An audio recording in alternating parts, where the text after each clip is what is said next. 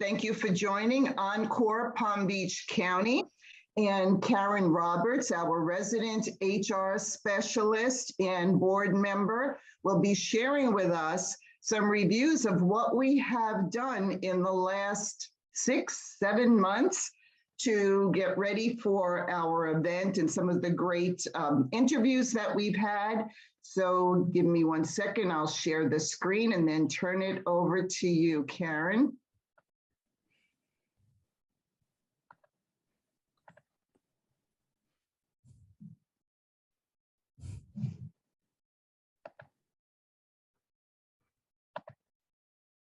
Okay, Karen, it is all yours. Thank you, Christine. Welcome, everyone. Appreciate you all being here as we take a moment first to reflect upon what we have accomplished for this year on Encore Palm Beach County. And when we began thinking about this year, and of course that all started last year, pre-pandemic, we had a wonderful breakfast kickoff event in Delray Beach, and we invited interested folks and community members to come and hear about our event, which of course was going to be in 2020, and it was Wisdom and Experience Works for Business Award. And of course, we all know what happened in 2020. Our event got deferred into this year. We'll be talking about it later. It's October 29th coming up. But we decided as a team, as a committee and a board, with the guidance of Rosemary Nixon, our wonderful founder, to try to do things or to focus on things that would lead up and build toward the event. And all things related to intergenerational work teams, the value of mature workers, the ROI of experience, any and all of these things were topics that were definitely deserving of individual webinars and would certainly build excitement and generate interest and also educate and advocate for our mission, which of course is connecting people 50 plus, as we can see in our logo there. And so we began to think, how could we best do this? And we came up with a concept called Words of Wisdom. And each month, and we've actually had a month or two where we've done 2 such webinars, we began planning for Words of Wisdom. And our first speaker we chose as Brian Altschuler. He's the VP of Ancillary Operations for Boca Raton Regional Hospital, which some of you may know now has been purchased by Baptist Health. And Brian did a great job in kicking us off with our Words of Wisdom series. And what we'd like to do now is take you through a trip down memory lane, or if you didn't get to go to that particular webinar, we have all of them archived on our YouTube channel under Encore Palm Beach County. But certainly we received many important takeaways from each speaker. And so I've taken a moment here to just summarize some of the high points of what they said. It was difficult to do in just a couple bullets because everybody shared such wonderful words of wisdom. But I'd also like to pause at the end of each slide. If anybody in the room here in the audience on Zoom now attended that event, and if there's anything particular that stood out to them, please feel free to share. So as I said, Brian kicked it off, and he spoke about the commitment not only in his own family, but in his organization and his own personal commitment on the leadership team of Boca Raton Regional regarding intergenerational diversity. They certainly value all types of diversity, but generational diversity is just as important as some of the other aspects of diversity. And he spoke about how volunteers, we all know going to a hospital, hopefully we haven't been to one recently, but if we visited, we know the importance of volunteers in making things work at hospitals, from helping direct people when they come to the front desk to all kinds of different volunteer opportunities. And so Brian spoke of the importance of having experienced volunteers, especially during a trying time when someone is visiting a loved one in the hospital or coming in for some outpatient surgery. And so he also commented on the fact that just like people, we know we all need to be flexible, adaptable, and reinvent ourselves. This also applies to organizations, and learning, growing, and thriving organizations are ones that have learned this, and they do need to change and reinvent themselves over the lifespan. And he spoke about true north, finding life's purpose, and combining the knowledge that you have in your head with what's in your heart. And I think many of our speakers spoke about this or referenced that true north, which I really think comes, of course, very naturally with experience and wisdom. So that was a wonderful takeaway from Brian. So that was our kickoff in March, and we were off and running, and we're going to see what our April event was. Christine, thank you. Next slide, please. So in April, we had a very fascinating panel discussion with 3 experts. Our topic was keeping age discrimination out of the employment equation. It is no secret and a very known fact about how there is age discrimination out there.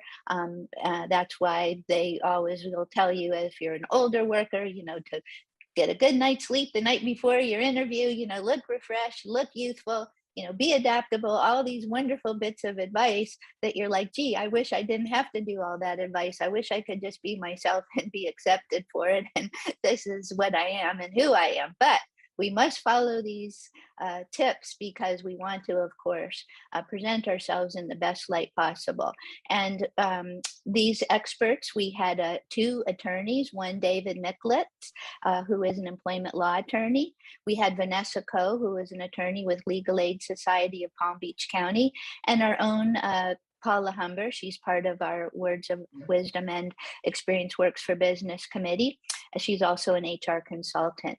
And so we posed some questions, some scenarios, advice, different things to our panelists to see what advice they could give us, either if we're a job seeker or if we're a company, and that we want to make sure that we are not discriminating in any way. Sometimes there's biases that we're not quite aware of, and our role as an HR person is to make sure our interview panels and our hiring managers are very aware of how to have diverse age panels, perhaps do some different things to be sure we're not doing any type of discrimination in employment. And so some words of wisdom from these folks is, of course, we always want to be very careful to not make assumptions or stereotype folks.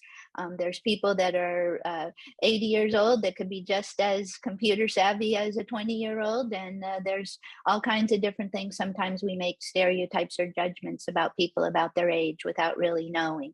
So we need to treat each person as a person and not make generalizations. Paula talked about blind hiring as a best practice. And basically what that means is perhaps seeing a resume, not knowing that someone had 20 years of experience in something, or don't know where they live or what college they went to, that type of thing, and just being really focused on the qualifications and the competencies of the candidate rather than letting some of these other things be a distraction. Also advising companies, don't list the maximum years of experience in a job description. Just because someone has 20 years doesn't mean they shouldn't be considered for something. But if you're saying 7 years maximum, all of a sudden somebody is excluded, and that really doesn't help. We talked about implicit bias before and what that means, and how to try to take that out of the employment equation. And also experienced workers need to leverage their network. Sometimes we don't realize the importance of our own connections and how to best use those in moving forward to find employment or new employment or to start a business or whatever we're trying to do. So I'm going to take a breath here and see if anybody had any comments in the audience that might like to share any other takeaways, or if you're seeing this for the first time, anything you'd like to share for March or April. Feel free. Christine, we'll give it a minute. If not, then we'll move on. Okay. Anyone? Okay, Christine, what happened in May? Okay. And May was another wisdom and experience speaker, words of wisdom. In that particular one, we were very happy to have Wendy Sartori-Link. You may know her as our Palm Beach County Supervisor of Elections. And she talked about leadership tips for a multi-generational workforce. However, she had to start out by telling us how important mature poll workers were during the 2020 election cycle. You may or may not remember, we actually had 4 different elections that year. And she said that the value that these folks brought, we all know that there was some extra things that were going on at that time that people were a little bit tense or might have had a bit of shorter fuses than in typical previous times. But she said the mature poll workers knew how to de-escalate situations. They were able to arrive at positive solutions, that their life and work experience served them well. And this is something that whether you're volunteering or you're coming into the workforce or in the workforce, that mature workers provide, is that calm and that knowledge of how to handle. They've been around the block a few times. In terms of tips for the multi-generational workforce, Wendy came into that role really having no experience. She was put in there by our governor of the state of Florida, but really felt it was important to listen, learn, build trust, identify the strengths of each employee, and then focus on what needed to change. Anytime you come into something in a leadership role new and you're considered the outsider, these are very good tips to just listen and understand first root causes and then begin making some changes with the support of the team. And she also spoke about encouraging collaboration, developing common values, and that different age groups may appreciate different methods of communication. But really getting to know each of her employees was very important for her to, as I said, build trust and to be able to have her organization excel to the level that it needed. And so much so that they have won awards in around the state for the way that they conduct elections. So I think we can be very proud of that kudo and that role that they have in terms of that level of credibility that they have in the election process around the state. Okay, Christine, what happened in June? Let's see. Here we go. All right, in June, we had our own Rosemary Nixon, founder of Encore Palm Beach County. Rosemary has had many careers, wears many hats, volunteer and paid, and she's also a certified retirement coach. And as I already mentioned, the founder of Encore Palm Beach County. She gave a wonderful talk about, is it time to revisit your retirement plan? And this was the non-financial side of retirement. It was sponsored by Shannon Kane, a local consultant who does handle the financial side of things.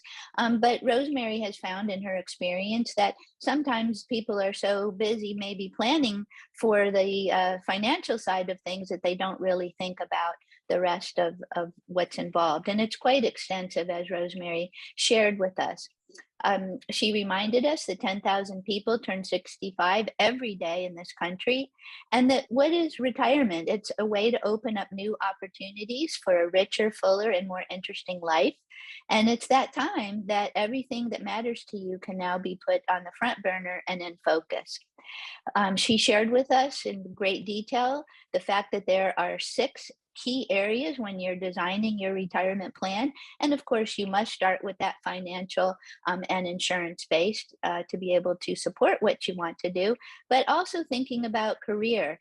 What work do you want to do? Do you want to volunteer? The health and wellness aspect, your family and relationships, leisure and social outlets and activities, and personal growth and development. So important at any age. So a team approach to retirement planning, Rosemary has reminded us, is key. We want to create goals and plans based on well thought out desires. So she helped us start thinking about, what does our retirement look like? What do we want it to look like? And we should start planning now. So Rosemary, I'm going to see if you had anything else you'd like to add on this particular slide before we turn the page to July. I appreciate you're covering everything so succinctly, Karen. Thank you. Okay, well, thank you, Rosemary, for sharing. And Rosemary is available if anybody would like to have any consultations with her. You can reach her through our website. So If I, EncorePBC.org. I almost forgot, I wanted to share. After doing that, I was contacted by a young couple, I say young couple, in their 60s who are in the process of retiring. And what was so interesting was that they had the financial part all squared away, but what they wanted was to create a retirement that was vital, had purpose, and a life that would get them up every day with energy and excitement. So I think there are probably lots of other people like them out there, and hopefully we can do more in that area. Well, thank you for sharing, Rosemary. I'm sure you got them all set, and they're on their way with that as well. Yeah, they are. Okay, good, great. Okay, Christine, what's our next slide? That's right. We had a second event in June. In addition to Rosemary, we featured Penny Morey. She is founder and managing director of Remarkable HR, and she had a wonderful presentation on something, of course, near and dear to all of our hearts, the advantages of hiring mature, experienced workers and featuring those benefits. This was particularly designed to be presented, of course, to employers as well, so that they would know and really understand that value and that return on investment. But she talked about particularly the importance of it with the talent crunch that we're finding ourselves in, throughout the year and trying to fill our open positions. And of course, we know that there's lots of good advantages of all of our generations in the workforce. But she highlighted particularly for the mature and experienced workers, the service orientation, the strong work ethic, the critical thinking skills, the loyal and dependableness, the fact of that they make great mentors, and also can attract more business because they may have a bit more way to work with vendors, work with customers, work with folks who feel comfortable doing business with someone who is mature and experienced and knows the business. So that was very exciting to hear her presentation. Okay, Christine, we'll move on to July. Our words of wisdom in July, and we also were blessed to have two and lucky to have two wonderful speakers in July. Our first one was Roberto Arenas. He's a marketing and technology professional with a passion for multicultural mentoring. And he was very fascinating, very inspiring. And interestingly enough, he used the same term that Brian Altshuler did to kick us off in March. He spoke about finding true north, helping folks find their true north, their way to mentor for significance. And he shared some perspectives on that with us. And he reminded us that a life of significance is one used to make a difference and to make a positive impact or have a positive impact in the lives of others. And mentoring for significance helps others uncover the best version of themselves, and how rewarding that is to help do that and help somebody be that best version of themselves. And he reminded us to live intentionally, that we want to uncover our own talents and harness them as strengths. And I think that's a theme that we heard quite a bit through, whether you're finding strengths in your workers, your colleagues, your mentors, your mentees, or yourself. Finding those strengths and leveraging them and being proud of them is something that was a common theme. And Roberto is very close to Kelly Merbler. He's part of her tribe. Many of you may have heard of Kelly and her tribe. Kelly is a very inspiring speaker. She has been mentored by John Maxwell. Many of you may know him. He's a very famous author of many books on leadership. And Kelly is the founding principal of the Kelly Merbler Company. And she shared with us in July her thoughts on leadership development, building bridges across an intergenerational workforce.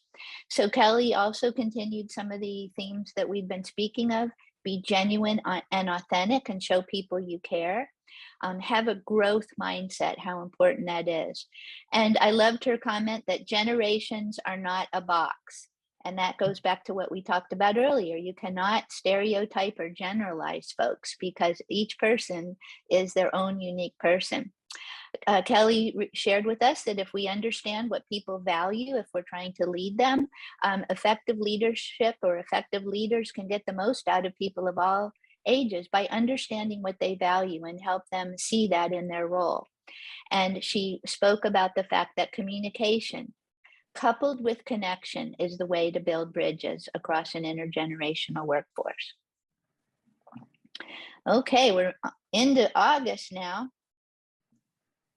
And we were also very lucky to have a published author, Lawrence R. Samuel. His newest book is called Aging in America, A Cultural History and Age-Friendly.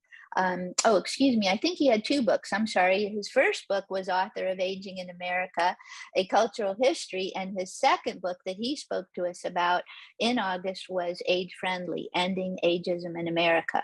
A fascinating process of kind of taking us through how we got to where we are and now how can we hopefully end ageism in our lifetime.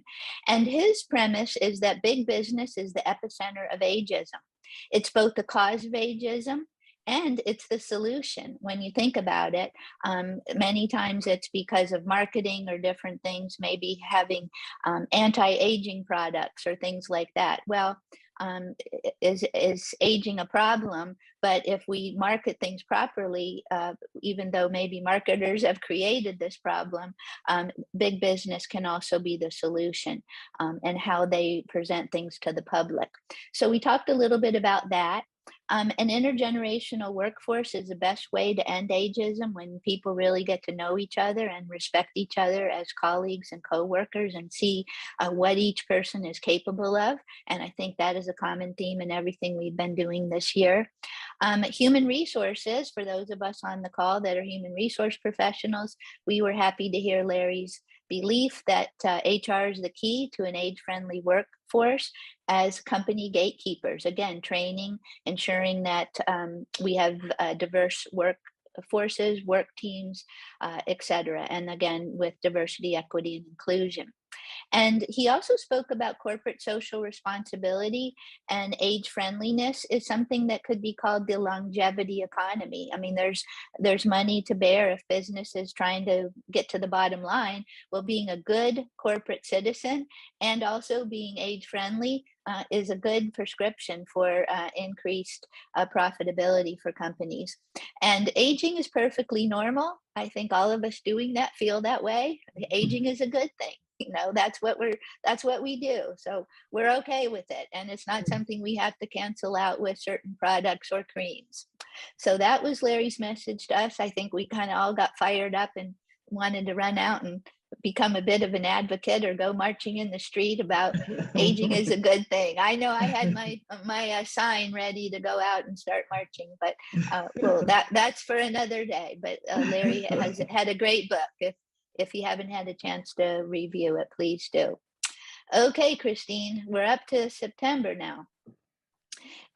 Last month, we had a wonderful entrepreneur, a female entrepreneur who also defied stereotypes. She was a woman in the technology field back in the days when we had, if anybody remembers, word processors. That's going back a number of years. And she saw the value of different technologies in the workplace and in society in general, so much so that now she owns a number of those stores when you go through the airports and you forgot your earbuds or you forgot a wire or you forgot something related to technology, you go in at the airport and you purchase an item and it may be her store. So she's in a number of airports with her products, and it was one of the first women to be invited into the airport to do so. So she's been a longtime entrepreneur and a trailblazer, both in her personal life and in her business life. And she took some time to share with us some reflections that she has come up with. And I thought that her words of wisdom were wonderful. Learning to accept and make adjustments, taking a negative, turning it into a positive, and that when we come upon an obstacle, adjust to make it work. Roll with the punches. She told us that her mother, her dear mother, always told her, dear, just roll with the punches and you'll be okay. Live for the moment, enjoy, appreciate. We're only given a limited amount of time, and we all know that, but sometimes we need to take time to really take that breath and enjoy what we have in front of us. She also spoke about Scarlett O'Hara, that scene from the movie Gone with the Wind, when Scarlett says, tomorrow is another day, and we're not to beat ourselves up with what we did or didn't accomplish today, because tomorrow is another day, and we can always have another chance tomorrow. We also don't want to become complacent, because we know change is constant. That's the only thing in life that is change. We sure don't want to have regrets. We only go around once. We want to look forward. And another thing, she had shared a photo of a gal that she had seen on a woman who had this tattooed, a young woman who had this tattooed on her arm. And she took a photo of it because she really loved the saying on the tattoo, which was, and if not now, when? So whatever you're waiting for, why wait around? Why not just do it? Because she talked about, I think she did some hang gliding, she did some mountain climbing, Iris did, and she said, I'm just going to embrace life and go for it, because if not now, when? So seize the moment or the opportunity.